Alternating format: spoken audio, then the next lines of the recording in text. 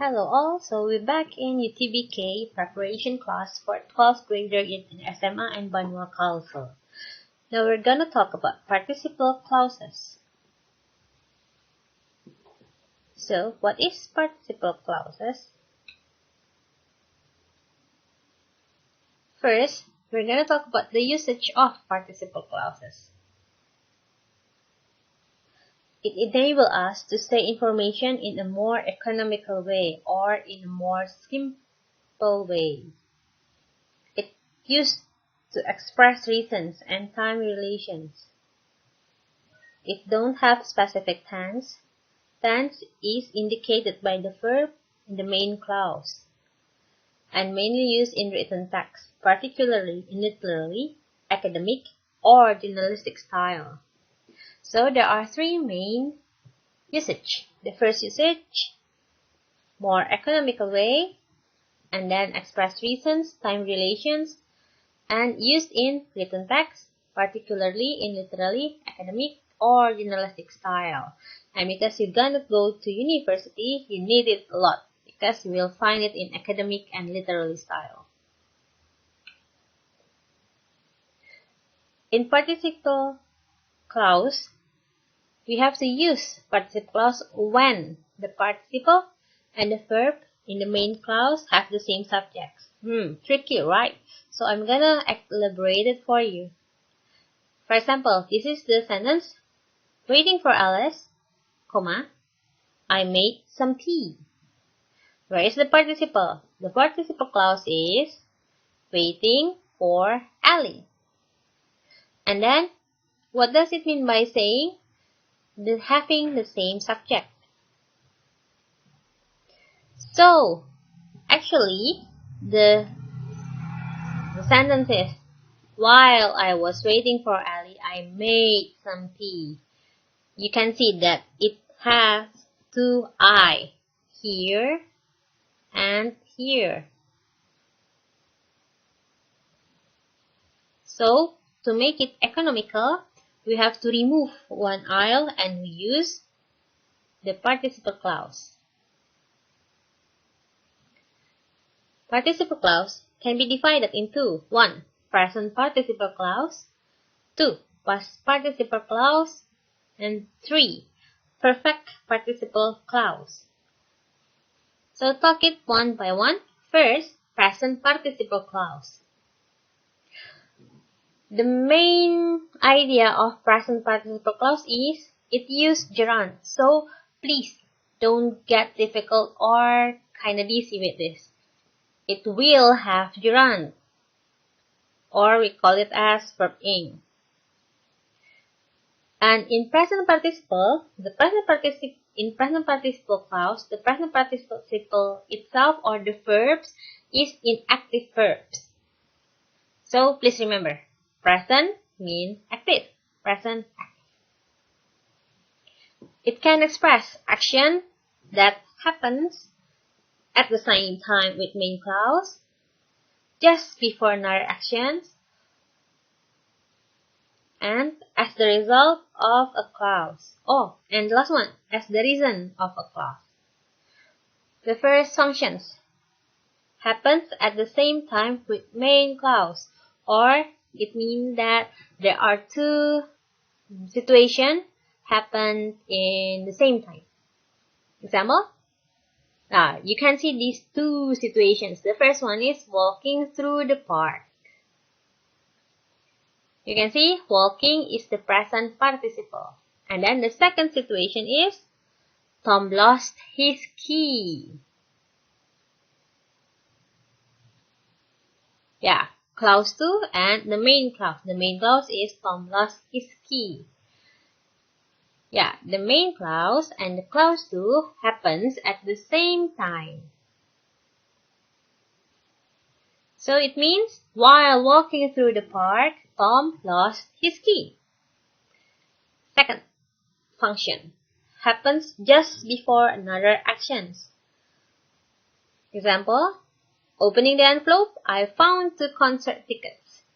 Opening here is the present participle. And then the two actions or the two situations is opening the envelope, clause 1, clause 2, and the main clause, I found 2 concert tickets. And then what are their correlation? Yeah, the main clause and clause 2 not happen in the same time, but maybe main clause happens after clause 2, or clause 2 happens before main clause. So this situation or the actions is side by side. This sentence means I opened the envelope and then I found 2 concert tickets. Please remember, and then. We don't use while. This is and then. Third function, action as a result of another actions. So this is cause and result effect. These are the 2 clauses in one sentence. The first clause, everyone look at me. The second clause, making me uncomfortable. Yeah, the analysis is, this is the cause clause atau penyebab, and this one result clause. The result clause has the gerund here, which means this is the present participle clause. I felt uncomfortable because everyone looked at me. The last function, the fourth function, action as a reason for action in main clause. Yeah. Before I talk about it more specific, compare it with the function C.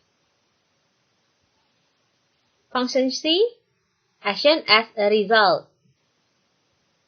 Here, result. But in function D, action or participle clause as a reason. So it means it is reason. Oh, sorry, it's not result. It is.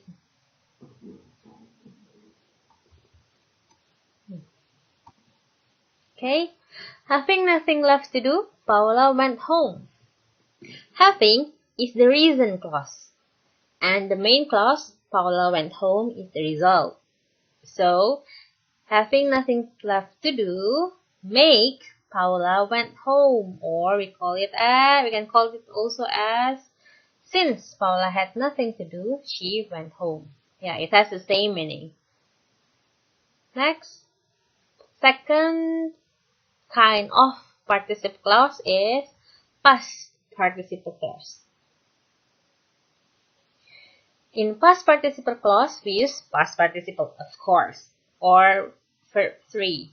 And past participle mean the verb is in passive meaning. You know that, right? Passive, please remember it. And then, past participle clause can express conditional meaning, reason for an action, and it can add information about main clause subject. First function with similar meaning to an if or conditional meaning. These are 2 clauses in one sentence used in this way. Used here is the past participle. So this is the past participle clause. And the main clause is participles can make your writing more concise. Condition clause and the main clause. If you use participle in this way, participle can make writing more concise. Second function in past participle clause. Give reason for an action or reason and effect. Yeah, these are the 2 clauses. Where is the participle? This one. Worried or worried by. Worried by the news, comma, and the main clause, she called the hospital. So, worried by the news is reason, and she called the hospital is the main clause. Yeah, the main clause and the reason give a reason and effect connection, which means since she worried by the news, she called the hospital. The third function of past participle clause, add information about main clause subject. Yeah. Where is the past participle? Yeah, here. Fill. And then, which one is main clause subject? He is the main clause subject. So, it means this clause giving extra information for he. Okay?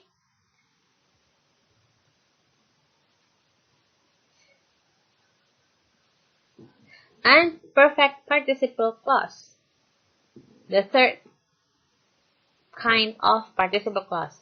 Perfect participle clause can be in active, which use having plus verb 3, and then it can be in passive, which use having been plus verb 3. To make it clear that an action happens before another one, so use perfect participle for earlier action. Please remember, the perfect participle is for the earlier action.